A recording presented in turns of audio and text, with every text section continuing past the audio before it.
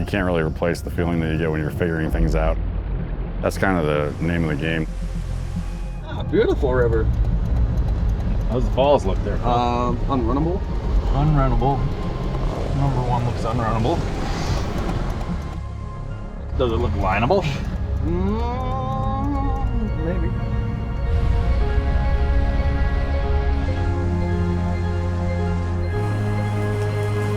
There should be a real good level to fish it. As long as we get the boat over those drops. We'll just throw the boat off them. But if there's good ones to run, we'll just run them.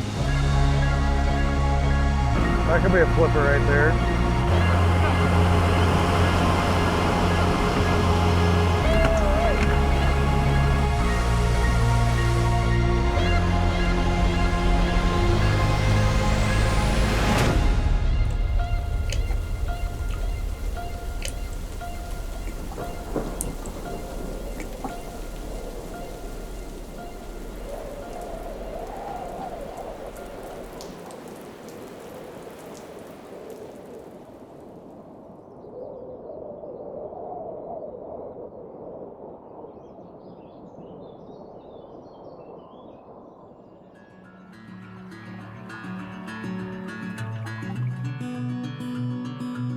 I think I always wanted to be a fly fishing guide.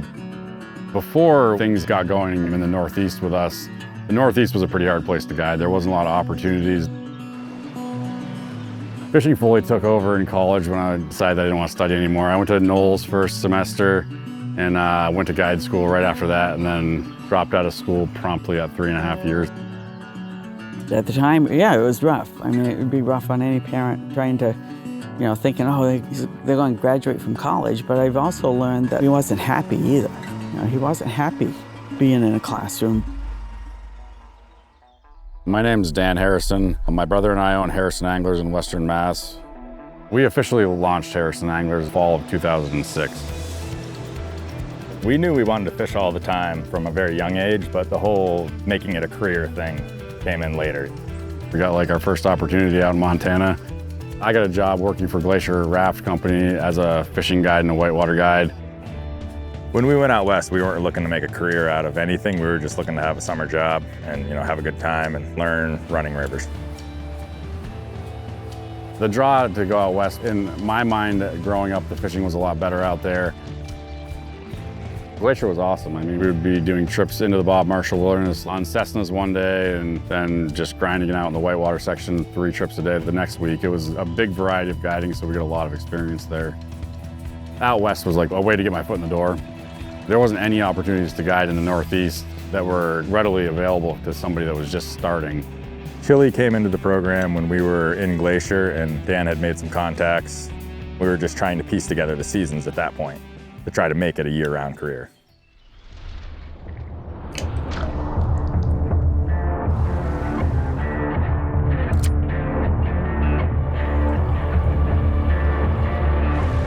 I was just coming back from Chile, and the girl that I was dating at the time got a job back here in the Northeast, and we decided to stay. Truth be told, his girlfriend wouldn't let him go out there for the 4th summer, so that was the main reason. And I started kind of using the techniques that we were taught out west and, sending boats down different sections of the river here. And that's when we kind of got onto the fact that there was a lot more wild trout in Western Mass and Southern Vermont than we thought when we were growing up. I was out doing the same thing we'd been doing in Glacier. He was hitting me up with texts and stuff of wild brown trout that he was catching on rivers that we grew up fishing that we didn't know had wild brown trout in them.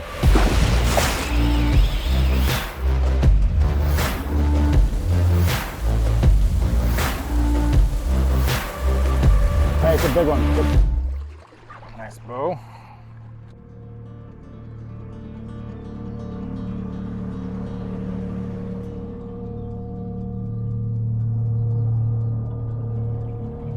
They're like lost, forgotten rivers.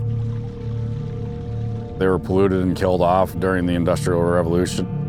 While the Industrial Revolution brought wealth to some and jobs for others, it came with a price tag.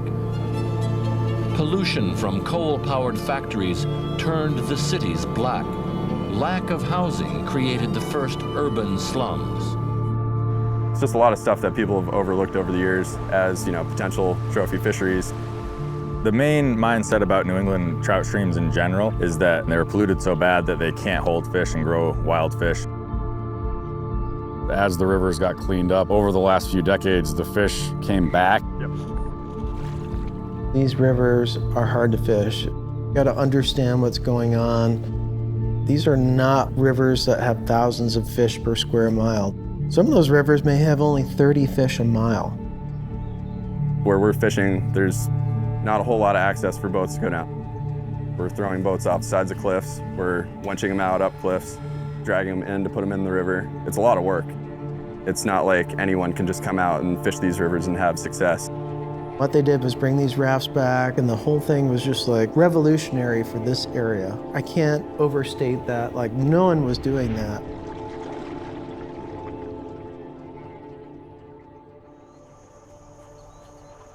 Tom was kind of opposed to everything that I did in my early 20s, but he still followed me and did it. Yeah, I'm gonna be honest. Tom, he's the general. He takes care of, what needs to be done behind the scenes a lot. Dan's a wild card. You wanna have a fucking good day, you go with Dan. That's about it. You're gonna have fun. He's always exploring, and he's never stagnant. Harrison Anglers kind of set the tone, and just having that attitude that we're gonna go anywhere we can, fish any water we can, use winches. The early years, every single time we put into a new section of river, we realized that that section had just as many fish as the one that we were on the day before. And we just kept working our way down the Deerfield, up and down the Millers, up and down the Swift, and being on a new section of river every day all summer long.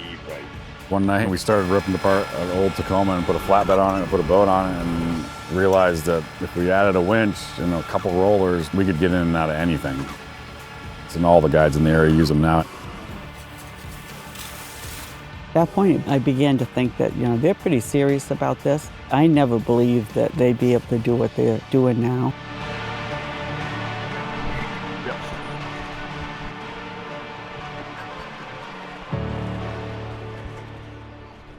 Yeah, boys. The main reason we are so successful is because we will put boats where nobody else will put them.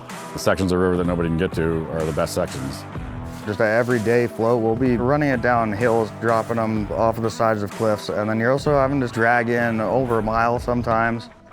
The greatest thing about me and Dan's guide service is we got to find those bigger fish in those cool stretches of river with the client. We have clients that floated some of the rivers for the first time with us back in the day that still go out with us 5, 6, 7 times a year, and they're like family. I've been fishing with the Harrisons for 15 years or so. Yep. We've been fishing ever since. My hair was brown when we started fishing. It's a little gray now, but we've caught a lot of big fish.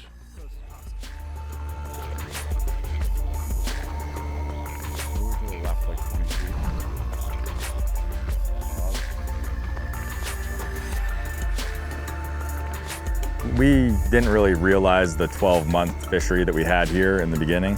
Like, we didn't realize a lot of things. But we definitely discovered that we could float boats down rivers, in this area all 12 months and catch fish. You're fishing for giant northern pike one day, giant browns one day, big rainbows the next day, and it's like huge variety of fishing that is all 12 months. That's a big fish. Pull, pull, pull. Stay tight, strip. Oh, an adult.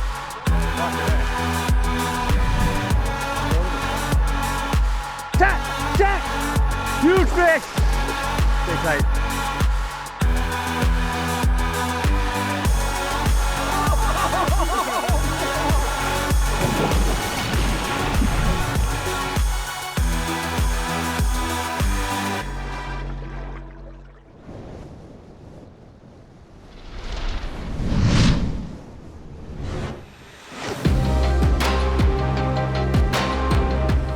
I like everything better when I'm figuring it out.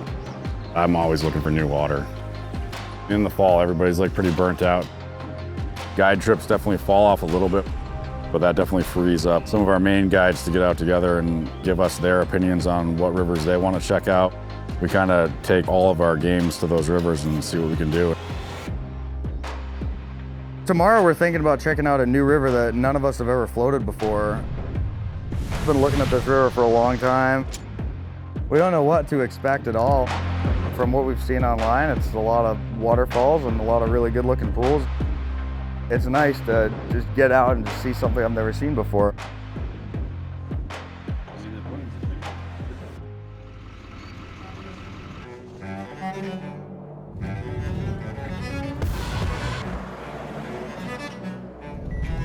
Beautiful river. Balls Unrunnable. Yeah, nice little goat path down there. Oh, yeah. Boat. We put in at that next bridge up, we'll have 4 of these to go through, which is doable.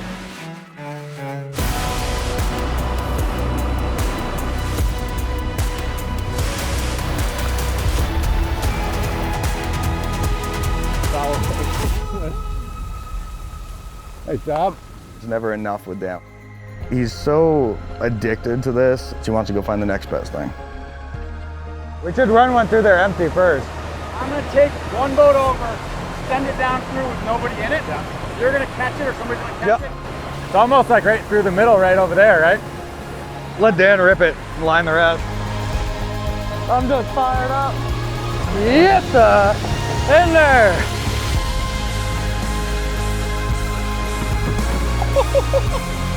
Pickens! Woo! Yeah, boy! Might not be a way around this bitch, Phil. Just be going right through, baby. Can't find a brown trout, find a waterfall. That could be a flipper right there.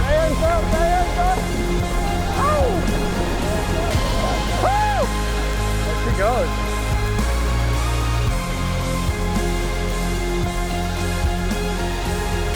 Oh boy.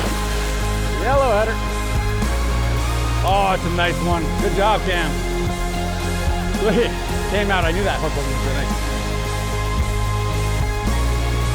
Yeah, this looks like a fun one. Yeah, if you get stuck or go sideways, you're done. Let's see what the ghost boat does. Gee, Dan, I don't know about that move. It's too big, it's too shallow. He's gonna get psyched out if he stands up there too long. Oh, he's gonna come right down. Oh, shit.